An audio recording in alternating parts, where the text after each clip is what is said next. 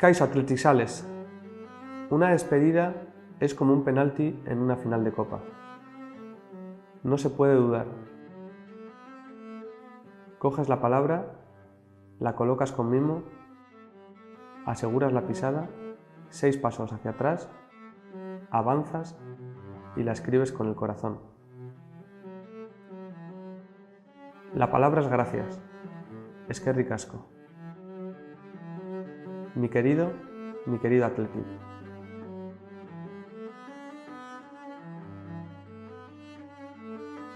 Ene maite Athletic.